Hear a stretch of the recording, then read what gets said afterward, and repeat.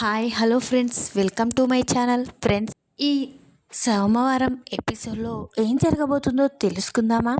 ఇక స్టోరీలోకి వెళ్ళినట్లయితే కన్నాని చూసి కన్నాని తిరిగి తీసుకువచ్చారే కానీ కన్నలో మాత్రం ఆ దిగులు ఉండిపోయింది. కన్న ఒంటరిగా కూర్చొని చాలా బాధపడుతూ ఉంటాడు. కన్నాని చూసి మహాలక్ష్మి, ఒరే కన్నా, నువ్వు ఎంత సరదాగా ఉండేవాడురా, ఈరోజు నువ్వు ఈ విధంగా అయిపోవడానికి కారణం నేనేరా. మీ అమ్మని గుర్తు చేశాను.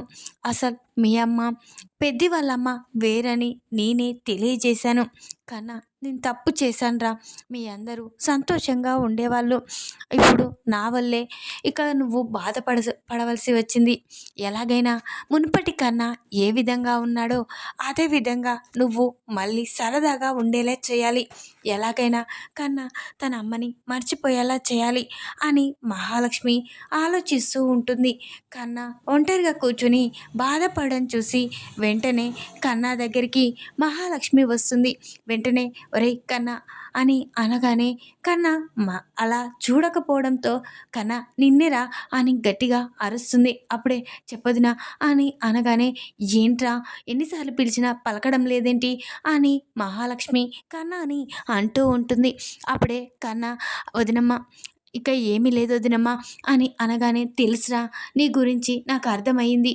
ఈరోజు నా వల్లే కదా నువ్వు బాధపడింది.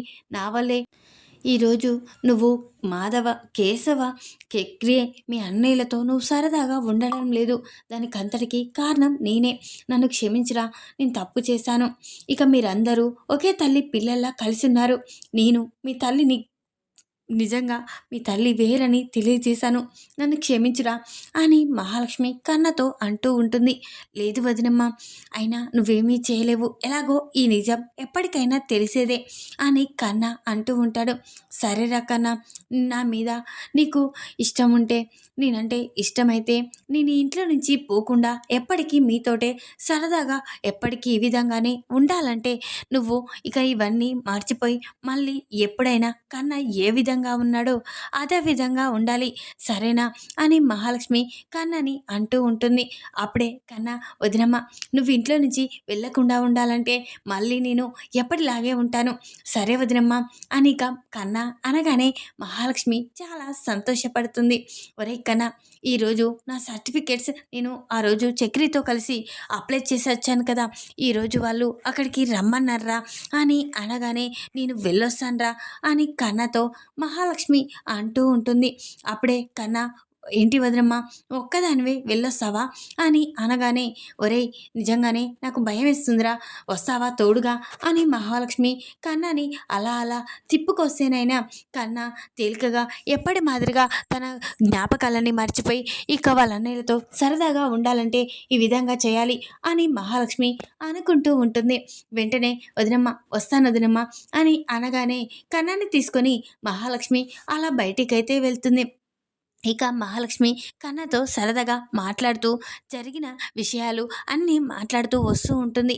అదే సమయానికి ఒక చోట చాలా గుంపుగా చేరుతారు.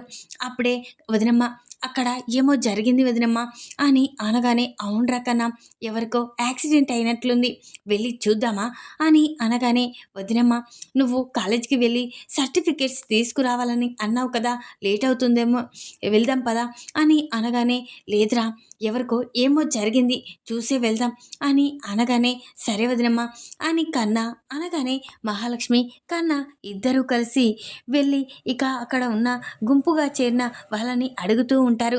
ఏంటండి, ఏం జరిగింది అని అనగానే ఒక ఆవిడకి యాక్సిడెంట్ అయింది అని చెప్పగానే మహాలక్ష్మి కన్నా ఇద్దరు వాళ్ళని దోపుకుంటూ వెళ్ళి అక్కడున్న మనిషినైతే చూస్తారు.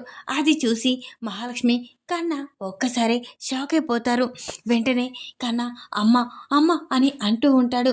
అప్పుడే మహాలక్ష్మి, అవునరా, నేను ఎత్తుకొని దిగిన ఈ నార్త్ ఇండియన్ మనిషి ఈమెరా, మీ అమ్మరా అని అనగానే అవును వదినమ్మ, అయినా తను బ్రతికే ఉంది, అయినా నన్ను వదిలేసి వెళ్ళిపోయింది, అలాంటి వాళ్ళని మనం పట్టించుకోవద్దు వదినమ్మ, వెళ్ళిపోదాం పద, అయినా నాకు తల్లి, ఇక తల్లి తండ్రి అన్నీ మా అన్నయ్యే, ఇక తనే నన్ను అమ్మ నాన్నయ్య పెంచాడు.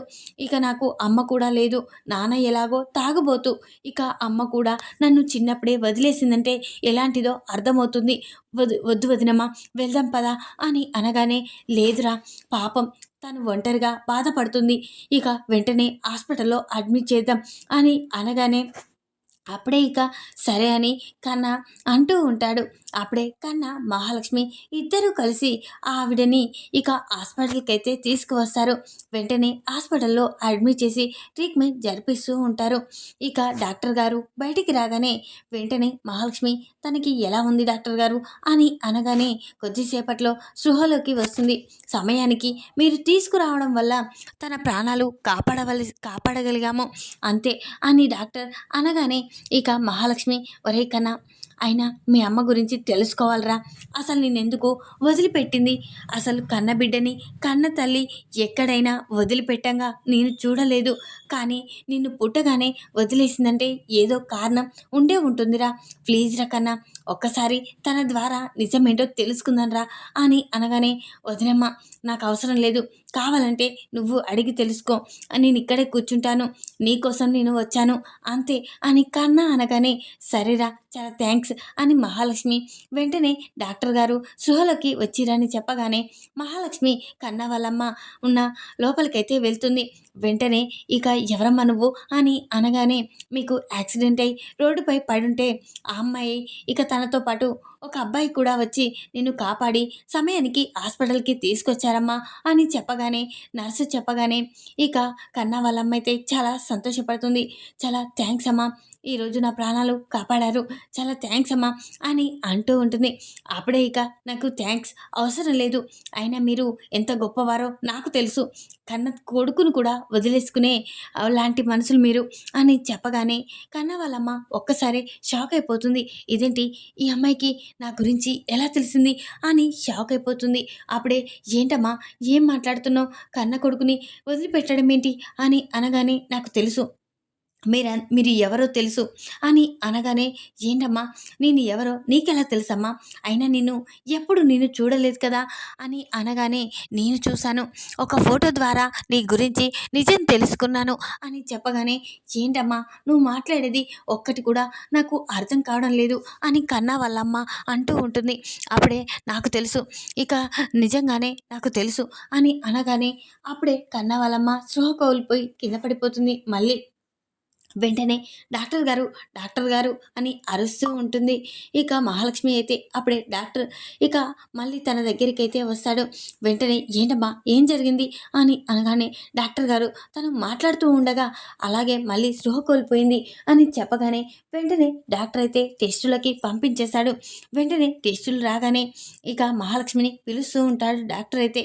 చెప్పండి డాక్టర్ గారు, తనకి ఎలా ఉంది, ఏ ప్రాబ్లం లేదు కదా అని అనగానే, తనకి ప్రాబ్లమే ఉందమ్మా, తనకి ఒక వ్యాధి ఉంది, తను ఎప్పుడు ప్రాణాలు కోల్పోతుందో తెలీదు, ఇది చివరి దశ, ఈరోజే కావచ్చు రేపే కావచ్చు అని చెప్పగానే, మహాలక్ష్మి ఒక్కసారి షాక్ అయిపోతుంది.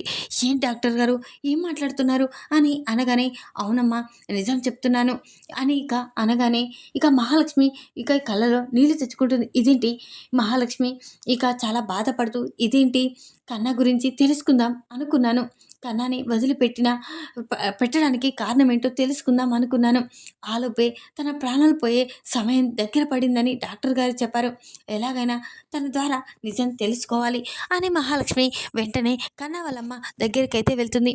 ఆంటీ మీరు నిజం చెప్పాలి, కన్నని ఎందుకు వదిలిపెట్టారు, నీ కొడుకు గురించి నాకు తెలుసు, తనని ఎందుకు చిన్నప్పుడే వదిలేసి వెళ్ళారు అని అనగానే, అప్పుడే ఇక తను చాలా బాధపడుతూ ఉంటుంది.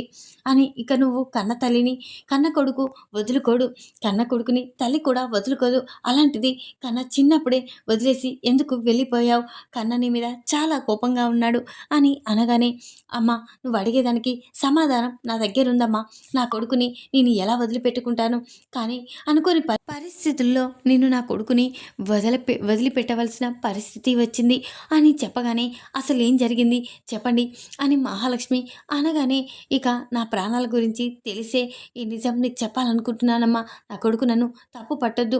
ఇక ఈ నిజం నీకు చెప్తాను అని కన్నా వాళ్ళ అమ్మ అయితే మహాలక్ష్మికి ఒక ఫోటో చూపిస్తుంది. అది చూసిన మహాలక్ష్మి ఒక్కసారి షాక్ అయిపోతుంది. ఏంటంటే ఇతని ఫోటో ఏంటి నీ దగ్గర ఉంది అని అనగానే ఇతడు చేసిన మోసం వల్లేనమ్మా ఈరోజు నేను నా కొడుకుని వదిలేసుకోవాల్సి వచ్చింది అని చెప్పగానే ఏంటి అసలు అతనికి నీకు సంబంధం ఏంటి అని అనగానే పురుషోత్తం ఫోటో అయితే ఇక కన్నా వాళ్ళమ్మ చూపిస్తుంది. అది చూసిన మహాలక్ష్మి ఇక దాని గురించి అడుగుతూ ఉంటుంది. అప్పుడే కన్నా వాళ్ళమ్మ ఇతను ఇక చాలా మోసగాడమ్మ, డబ్బు కోసం ఏదైనా చేస్తాడు. నిజంగా నేను ఒక అతన్ని ప్రేమించేలా చేసిండు. ఇక అతను నన్ను మోసం చేసేలా చేసిండు. ఇక ఆఖరికి నన్ను గర్భవతిని చేసి వాడు పారిపోయేలా చేశాడు డబ్బు కోసం. ఇక ఆ తర్వాత మా అన్నయ్యకి ఈ నిజం తెలిసి తన చెల్లెలు తన పరువు తీసిందని తెలిసి నన్ను ఇంట్లో నుంచి గెంటేశారు. అప్పుడే ఇక ఇక మా అన్నయ్య ప్రాణ స్నేహితుడైన నారాయణ గారు తన వల్ల ఈరోజు నేను ఇలా ఉన్నాను. నా కొడుకుని పెంచి పెద్ద చేస్తున్నాడు. ఇక తన వల్ల నేను సంతోషంగా ఉంటున్నాను.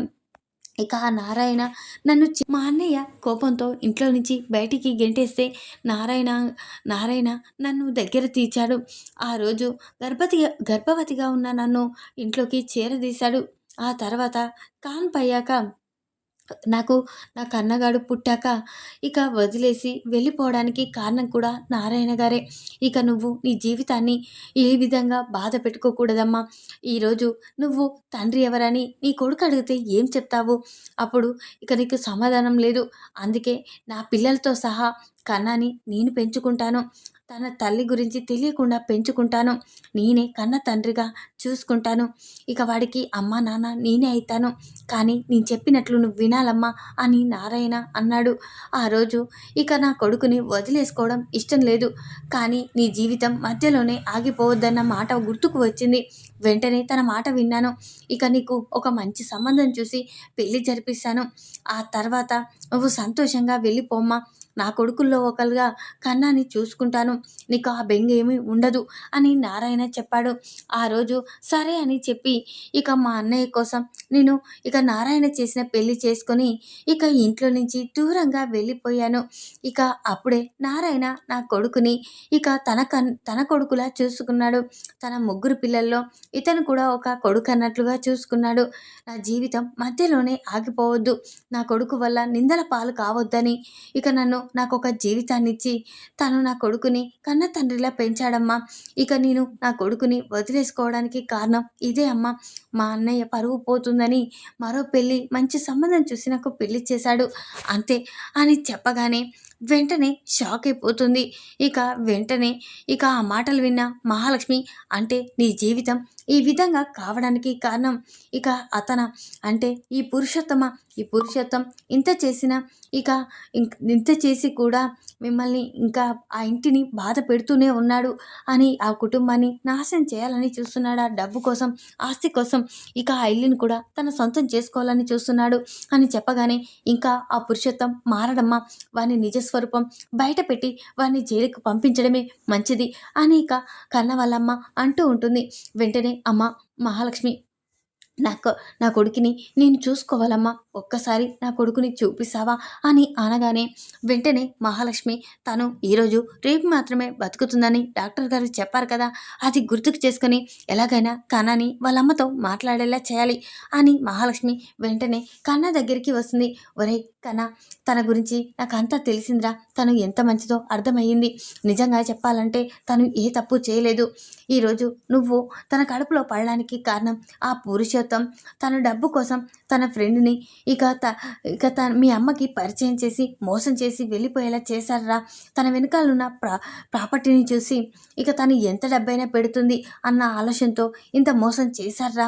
కానీ మీ అమ్మ ఏ తప్పు చేయలేదు. ఇక నువ్వు నాన్న అనుకుంటున్నావే, ఆ నారాయణ నీ తండ్రి కూడా కాదు. అసలు నారాయణ గారు నిన్ను పెంచిన తండ్రి.